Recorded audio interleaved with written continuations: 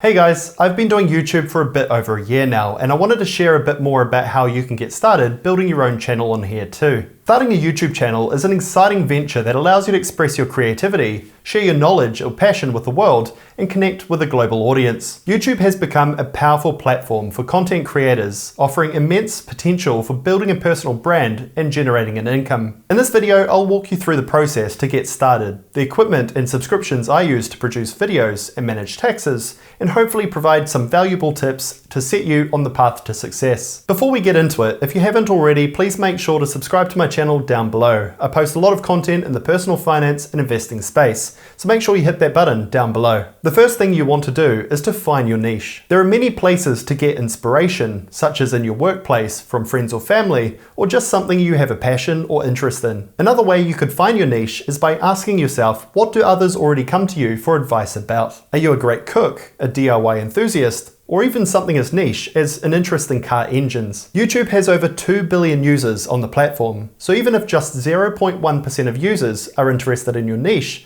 your potential audience is 2 million people. When you select a niche, you can go broad, like what many vloggers do, or narrow, like Raymond La has done in Australia's credit card space. Keeping your niche as narrow as possible helps focus your content and target a specific audience. This helps to establish you as an authority in that niche and gain subscribers who appreciate your field expertise. While brainstorming a niche, you're probably trying to look for something that hasn't been done before. Unfortunately, this might be difficult as there are many creators these days. However, don't downplay the most important differentiating factor that your channel can benefit from: you. Nobody else on the platform is exactly like you. The audience might appreciate your tone, your opinions, your background. All these factors are your differentiating factors. When talking about this, I think of what Andre Jick has done in the finance space by keeping viewers engaged through his use of magic to explain complex financial concepts. So don't be afraid to find a niche, look at what others are doing, and find a way to wriggle your way in. There's always space for new talent on YouTube. The second thing to do is to find a name for your channel. YouTube gives you the option to select a name in the settings and a unique URL once you hit 500 subscribers. What I chose to do is to keep my name. This has helped me build my personal brand in New Zealand's finance industry, and you see many content creators later reverting to their own names once they want to expand beyond their first niche. A name is broad and gives you the flexibility to pivot your channel's niche. Alternatively, you can create a unique brand name. This gives you a lot of flexibility to be creative and really niche down with a name that reflects exactly what your content will be about. This will also do really well with SEO if it's done correctly. When you create a brand name, ideally you should also reserve the domain name or the URL if in the future you want to create a website or a blog. Now onto the third point, which is to create a list of video ideas. Ideally, you should be able to come up with at least 25 ideas to get started. Gaining an audience on YouTube usually takes time, with most creators taking at least a year to get their first 1,000 subscribers. Therefore, you'll want to have enough content to last the first 6 months or so. If we look at podcast statistics, for example, there are currently 3 to 4 million out there. However, 44% of these fizzed out with less than 3 episodes, and only about 6% of them create weekly uploads. In February last year, that was my goal too, just producing 1 video a week and then see where I got to after a year. Now, with over 4,000 subscribers, I'm continuing to put out an average of about a video a week. Create the list, enforce the habit, and then assess your progress after a year. As a side point, what I did to stay motivated is I created a temperature gauge measuring my progress towards monetization. For those of you who don't know, you can start earning money through YouTube ads once you hit 1,000 subscribers and 4,000 watch hours. When I released my Costco video in October, after making videos for about 8 months, I finally got there. Find something that works for you, as consistency on this platform matters. If you stop posting, your views will eventually dry up, which is something I saw personally while I was on overseas holidays and not posting. So once you have your niche, your channel name, and your first 25 video ideas sorted,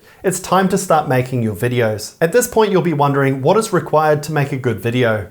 That's still something I'm trying to work out myself. Part of my motivation to keep producing videos relates to the sunk cost theory. Basically, I spent about $1,300 on a bunch of equipment which would force me to make videos to recoup the investment. I'll walk you through what I personally bought and the reason for this. First up is the camera. I bought a second-hand Canon M50 for about $700. Most blogs and reviews online position this as a camera that is a must-buy for anyone making content but not wanting to spend thousands of dollars. Unless you are planning to take really cinematic shots, or say are a travel vlogger or something like that, a camera that films in full HD will suffice. If you wanted to skip buying a camera altogether, you can easily just use your phone. These days, some of them might even be better than a full-size camera. The reason I chose to invest in a proper camera is because of my second investment, a teleprompter that attaches to the camera lens. This is a little industry secret that often isn't shared. Many creators will have something similar to this that allows them to write their script and project it in front of their camera lens. It makes filming much quicker and ensures you don't forget any of your main points. Filming yourself talking to a camera can be pretty awkward, but having one of these makes it so much easier than remembering your script and then filming line by line. I bought my teleprompter for about $200 from Rubber Monkey. I'll include a link to all of my equipment down below. Basically what you do is you put your phone into the holder, you slide the teleprompter over the lens, and then you can start recording. The third purchase, which helps me see my scripts in the prompter, is an iPhone app called Prompt Smart. For $6 a month, it allows you to upload your scripts from Google Drive and then projects the words onto your screen. It is highly customizable and transcribes as you speak, allowing the projected words to follow at your pace. Hey guys, this is a test of my teleprompter that basically follows along as I speak. As I talk, it moves down. The fourth purchase is a good microphone, such as the one I'm using called the Rode SmartLav, which I also bought from Rubber Monkey for about $120. I basically clip it onto my shirt and the other side into my phone, which connects to the Prompt Smart app. The fifth purchase was a Ringlight, which I bought on TradeMe for about $160. Many of the ones that you see in stores are quite small here in New Zealand, but I found a much larger one which was 19 inches in diameter. It came with a remote which allows me to increase and decrease the brightness and light temperature. The sixth purchase was a tripod, which I bought from Noel Leeming for about $100. Nothing exciting I can really share about this one, other than of course I use it to put the camera on. The seventh purchase was Canva, which costs $20 a month, but allows me to create all my slides and thumbnails for my videos. You can also use the free version, however there are less features such as transparent backgrounds and stock imagery that I thought would be worth paying for. Other items I purchased include SD cards, an SD reader,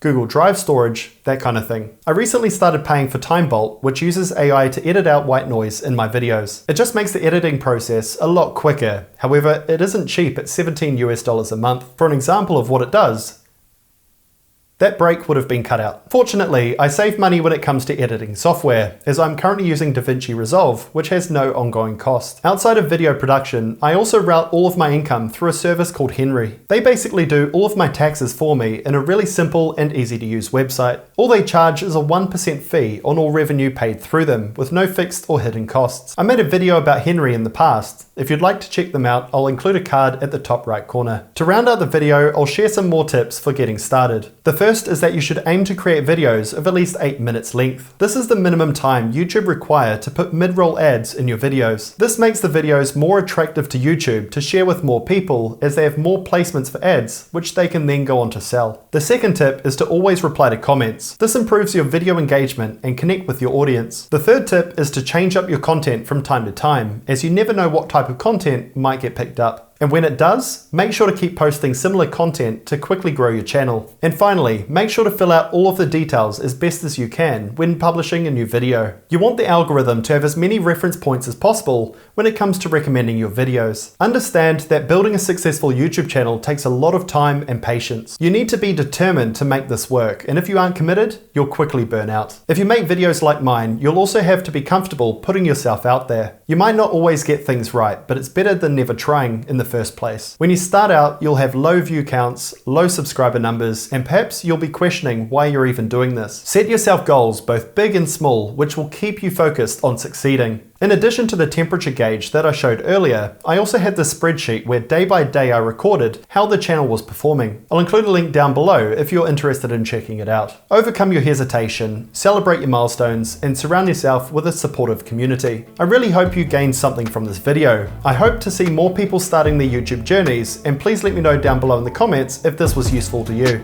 If you want to see more content of mine in the personal finance and investing space, please make sure to subscribe to my channel down below to follow my journey. Thanks for watching, and I look forward to catching you on the next one. Cheers.